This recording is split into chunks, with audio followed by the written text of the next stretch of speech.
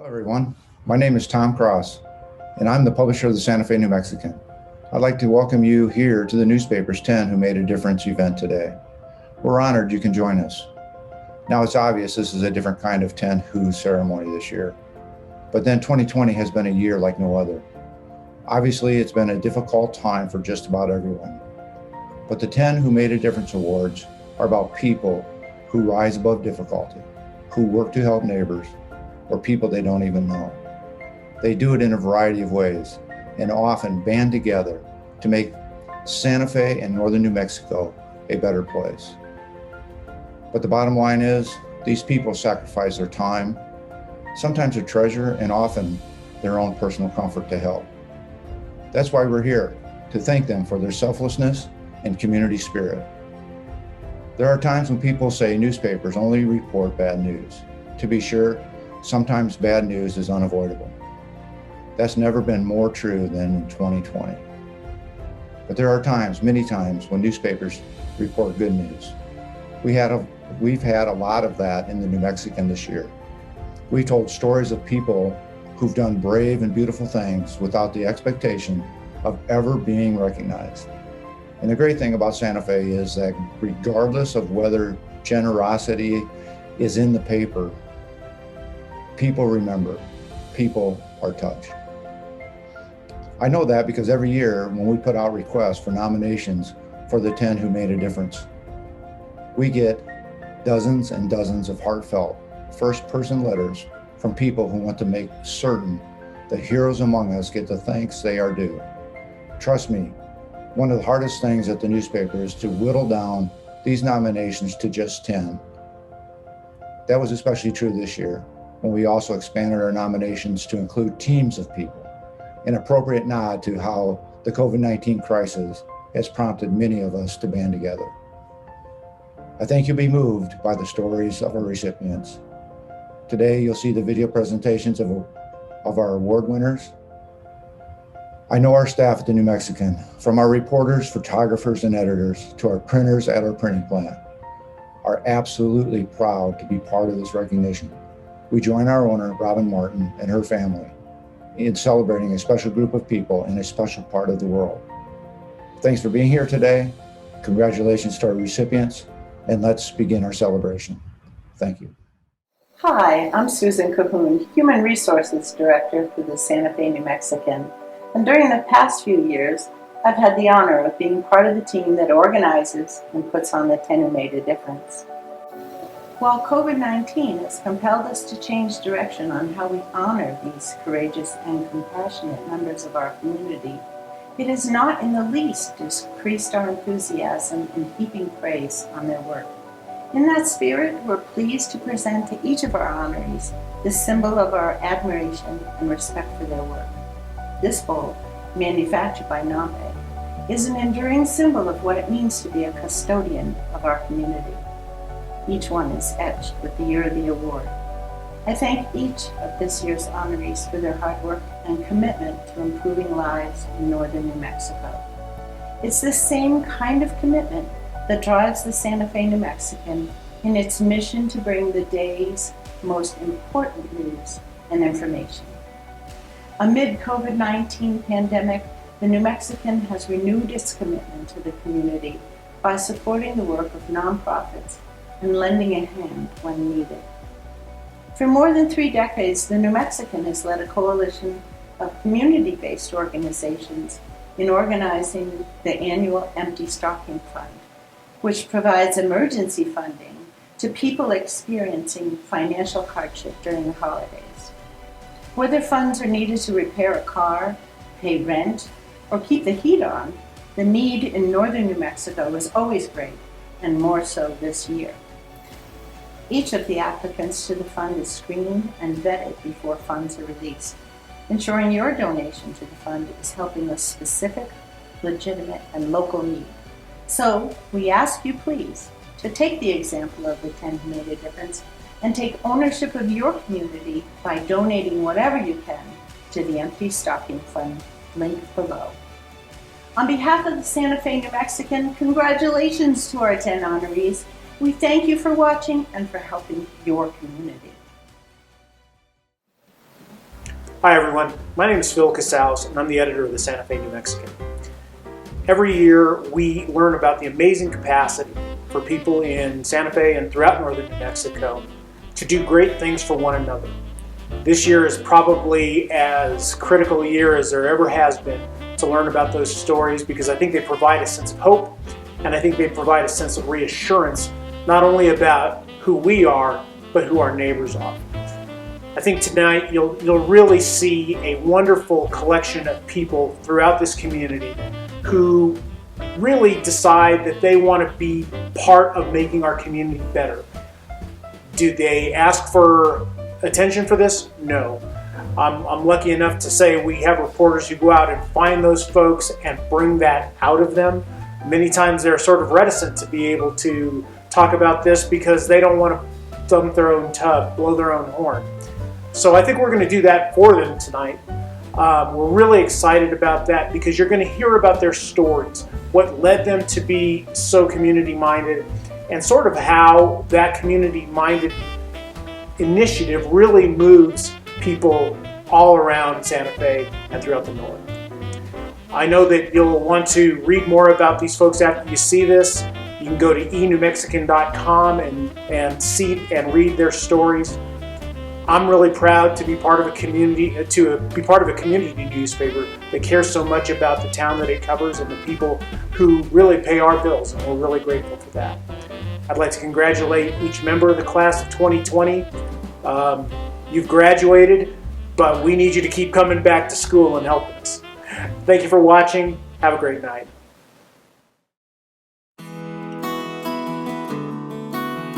Is this interior or exterior? Exterior. Exterior. Let me go. We have owned La Tienda since August of 2009, and when we bought it, we came into it with a concept that we really wanted to do something that would make a difference. A lot of the programs that we ran, I mean, we ran for years. Run, and we ran them for years, and it had nothing to do with COVID. Some of them have just become more important. And this community is amazing how it stepped up when we needed. And continues to. You know, I got a phone call early on when all this was starting to blow up. A woman was trying to convince us to mail a few boxes of gloves to the Navajo Nation, because she's actually is a trauma therapist that works with them. And I was on the phone at night with her, on my cell phone at night, and I thought, this is just wrong. I mean, that they just weren't getting any supplies or funds from the government yet. I mean, money had been allocated, but hadn't been dispersed. And she described how bad it was. And I honestly I was kind of in tears. I wrote a post on Next Door El Dorado and just described this phone call. And whole families were dying. I mean, that was what was killing him, is whole families. I mean, entire generations were being wiped out. And so I put that up at 10 o'clock at night on the nextdoor.com website. Well, that first day, $2,300 came in. In total, in a few-month period, we raised about $25,000 of people just dropping by, everything from $5 to $500. And we were able to buy at wholesale masks and gloves and hand sanitizer through True Value. Disinfectant, tons and tons of disinfectant. Yeah, on one load. I mean, in total, there were about 5 major shipments that were sent out there. That effort saved lives. I mean, it absolutely, because back then, at the beginning of this whole thing, the nurses who were going house to house, and you have to understand, these are houses without electricity, they're without running water, and they're 50 miles away from each other. And so there were local nurses that were going out trying to help these families. The nurses didn't have protective gear to go house to house like that. So not only do we help the people themselves, but we help the medical people who were helping them. And again, it was totally grassroots, and it was one of the most amazing things we've ever seen. And so it saved lives. It made a difference.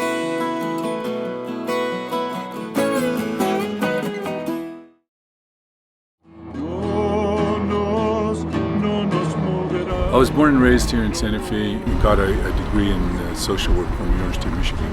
Right at the end of my time there, I got recruited to work for the United Farm Workers by Richard Chavez, Cesar Chavez's brother. And so I started my career with 3 years with the United Farm Workers, working full-time for the board. And on the nationwide boycott of grapes and lettuce, later in California with the organizing union elections.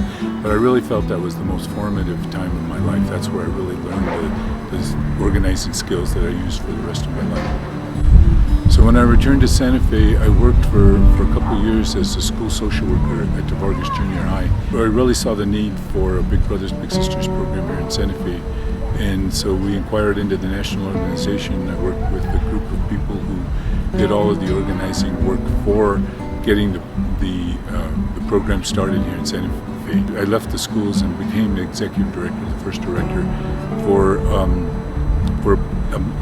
7 or 8 years.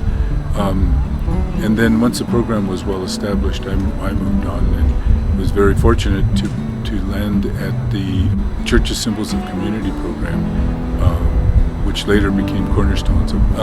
Working with communities to restore the historic adobe churches throughout northern New Mexico mostly. Many of them were already in danger of collapse, and so the idea of the program was, it wasn't so much about the building, it was using the restoration of the building as a tool for bringing the community together and helping to restore the traditions that were involved in maintaining those churches over the years and maintaining the cultural values and the heritage that the buildings embody. Ended my career at the Santa Fe Farmers Market Institute, and the Institute is the nonprofit sister organization of the Santa Fe Farmers Market, which is one of the best farmers markets in the country. And my job at the Institute was program director, running programs to support the farmers, such as a microloan program and training programs, and also community outreach programs. I just feel fortunate that throughout my career, I've always felt like I kind of landed in the right place and with the right people. The people that I've worked with, like I said, have just been incredible. Their commitment and their dedication has been an inspiration to me.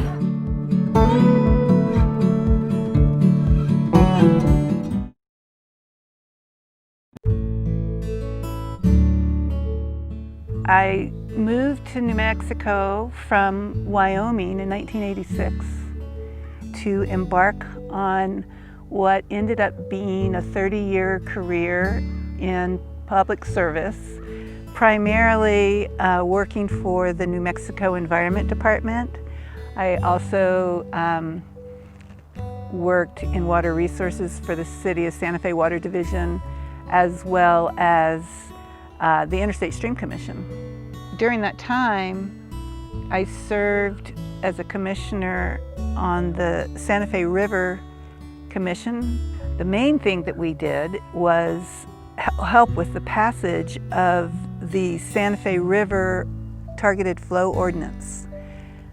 That ordinance dedicated up to 100 acre-feet of water to the Santa Fe River when it was available for the benefit of the river and for the community.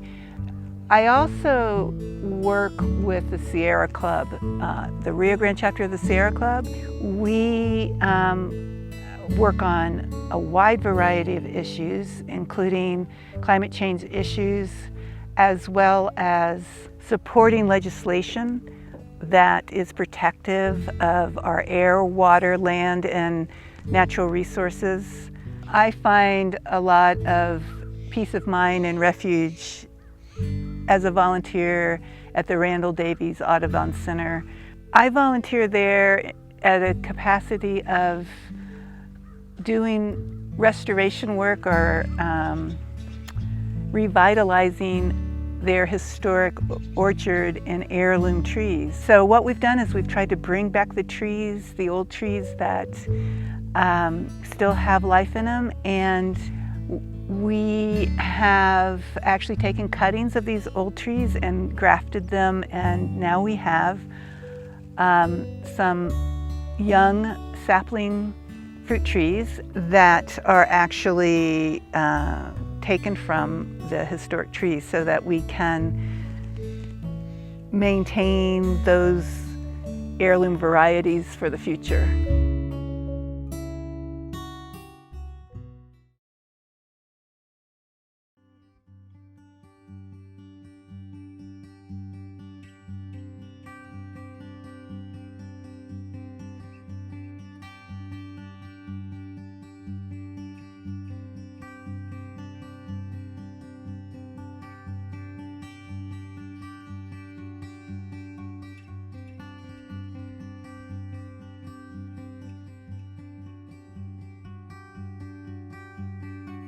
What went through my mind was the fact that, as nurses, this is what we stepped up to do.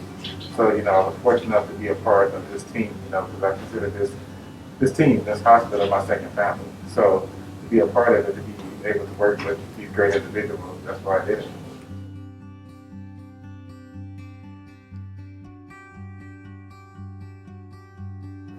A good day on the unit is when we have enough beds available for anybody incoming, and we have an adequate amount of discharges that's going to make that balance, that all my staff is here, and that I have the A team, because these guys are great.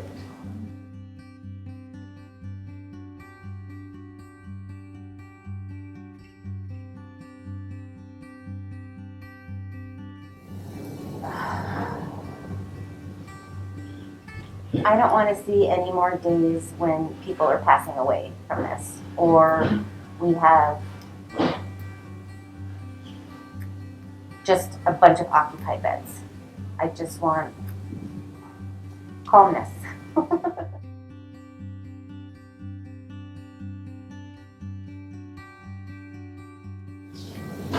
So I'm thankful once again for having a good, strong church.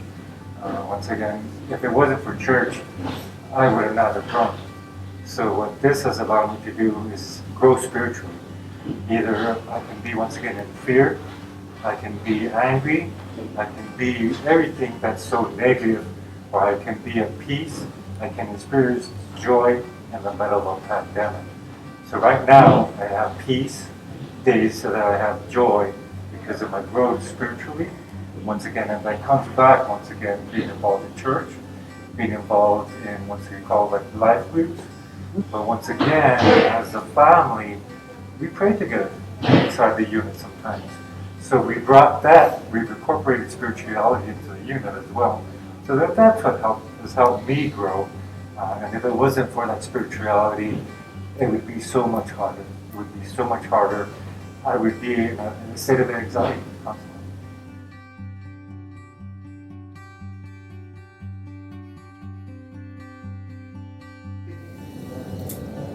Undescribable. Hope, once again, right? Hope in the middle of a pandemic.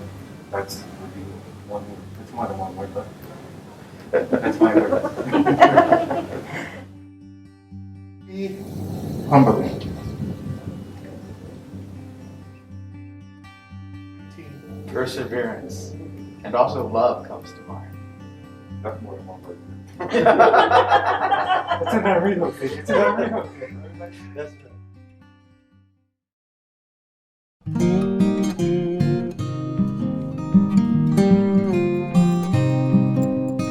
My career was, I was a fire captain out at Contra Costa County, which is in the San Francisco Bay Area. And I got into grading fire trails because her dad was head of the grader program in the fire department. And he needed help and he liked me, so he taught me how to grade fire trails and how to, mitigate water drainage problems. And that's what sort of got me interested in maintaining trails, even though these were trails that fire trucks drive on. So when I moved back to Santa Fe, I was into mountain biking forever. Which where he was born and raised, and in Santa Fe. And then I saw all the work that needed to be done on these trails, and I thought, boy, it'd be good to get in some sort of maintenance program. I mean, I started like he did with the Forest Service, taking their classes on trail maintenance, and we worked our butts off for them. Excuse my language, but we did a lot of work for the Forest Service. Basically, this was through the bike club, the Santa Fe Fat Tire Society, and so basically the bike people did all the work. We put in like 10 bridges on the Windsor, which we paid for all the materials and hauled it in there. And during that time too, we did work for the county, and we did work for the Galisteo Basin Preserve, the Commonweal. And then the Commonweal became one of the main objects of our interest because it was so easy to work with them. They wanted to put in miles and miles of trail, and so every year we would go out there and lay out new routes and do the ARC studies on them. And my neighbor over here, Brent Bonwell, he and I have done just an incredible amount of work. And it's amazing how popular the place has gotten. When you've done it, you look at something, you say, wow, we did that, and now I can ride on it, and other people can use it, and it gives you a good feeling of satisfaction that you've created something.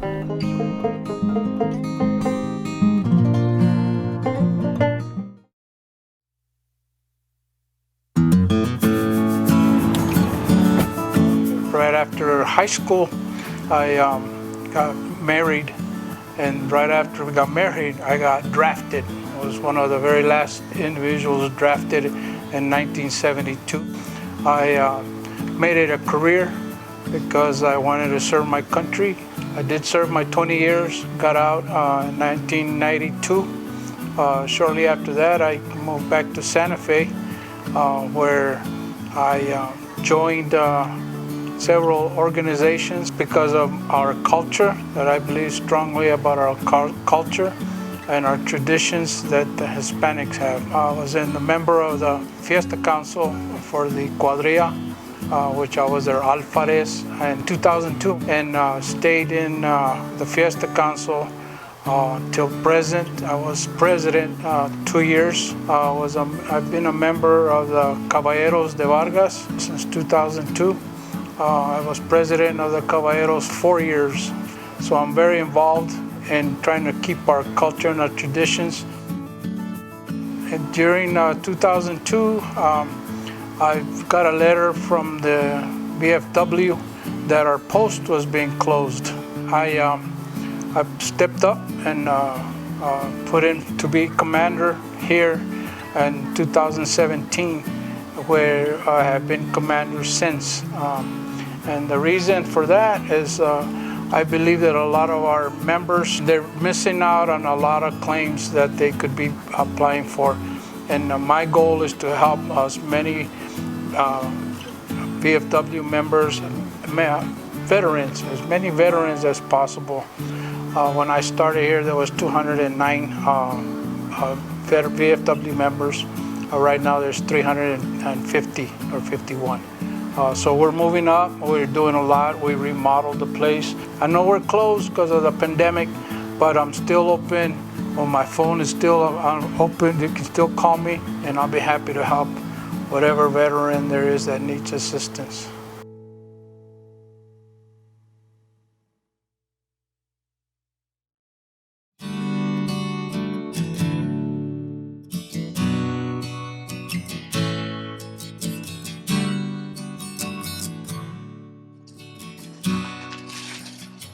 When COVID first started back in March, I had a friend that was going and doing something like this for a community, and she asked me to help her. So I started collecting things here, and then she stopped going like in April, and then we were working with another organization that had to close. And Dinah and I have been going once a week to take food, water, medical supplies, and anything else. Now winter supplies since May. Like, I want to say two things. First is the people are really beautiful and loving, and that feels like the most important takeaway. But also the poverty is heartbreaking. There's people with literally nothing, even sometimes families who don't have any food until we come to help. So it's a hard thing to witness, but it also feels really important to witness. We're both involved in 3 communities on Facebook that are gifting communities. And so we started asking there for donations of winter clothes, wood, food, water jugs, well water. And then from there, the word's just gotten out now. So now we have people coming from all over to drop things off. And this started right when COVID started. So this is literally like 7 days a week. Sometimes all day, other days half a day. But every donation that we take in has to be cleaned and checked. And then all of the packing, yeah, it's every day. Well, I've always been someone who helps. I mean, I was doing this with local families, like gathering baby supplies and breast milk and all these things for families. I just feel like if I know someone needs something, I'm going to help if I can. And this is just another extension of that. You know, I didn't know the need of people living so close to me was so huge until COVID. And it's like, I can't witness it and not react. So, it just feels like the right thing to do.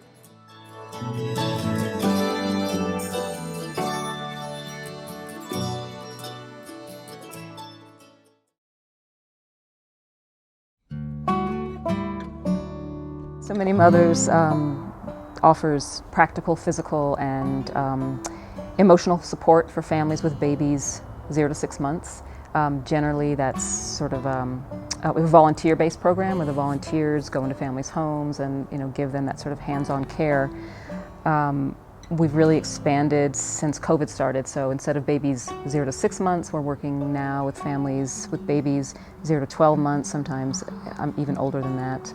Back in March when everything shut down, we didn't know if we'd be able to continue to support families in the home the way we did, but we started hearing from a number of families that had lost all of their income. A lot of the families we work with are immigrants, they work in the service sector, and suddenly there was no way to buy groceries, diapers. So right now we do a monthly distribution for families.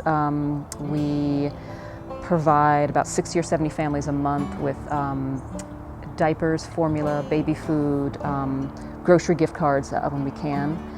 We partnered with a local farm and started providing bags of produce and meat, food to families each month as well.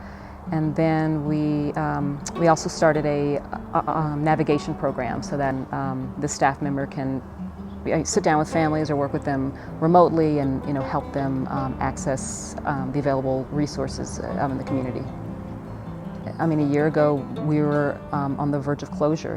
I inherited an organization that had a really strong program, but not enough funding, and so the funding had really dried up. And last November, the board met and we were basically coming up with a plan on how to shut down. And then luckily in December, all the seeds I'd planted all year, finally started to grow. So yeah, in March, I started applying for every single COVID relief grant I could find. And so we got funding that we needed to be able to do this work. We have an obligation to give back if you're able to, I feel very privileged that we are able to give in that way, and that that just makes all of us, I think, as a staff, just want to be able to give more.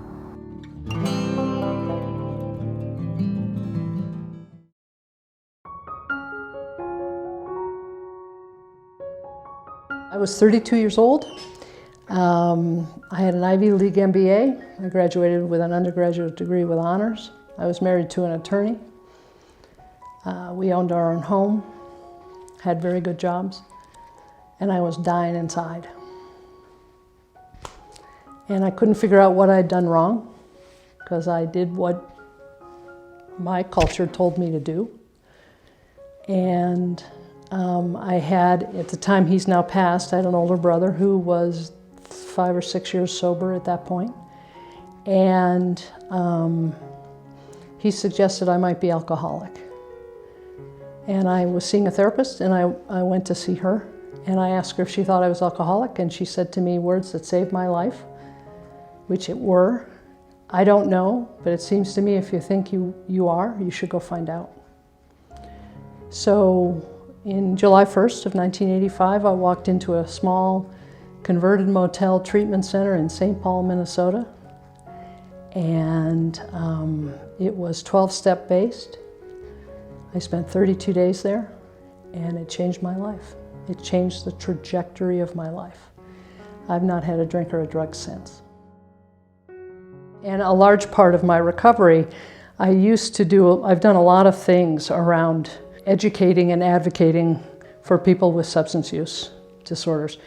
And one of the things I say is, my experience is to keep it, I have to give it away. And so I'm constantly, whether it's you know, one-on-one, or I just finished with a mayor's task force here in the city. I've been with the Santa Fe Recovery Center volunteering for 8 years. I founded an organization with Dr. Tom Stark about 7 or 8 years ago called Recovery Santa Fe. Our mission centers on pushing back against stigma, the stigma associated with this disease. And I have a responsibility. You know, it is the best thing that ever happened to me is my recovery. And so to nurture that, I reach back. I reach out to anybody who might need a helping hand, always. Doesn't matter what time of day it is.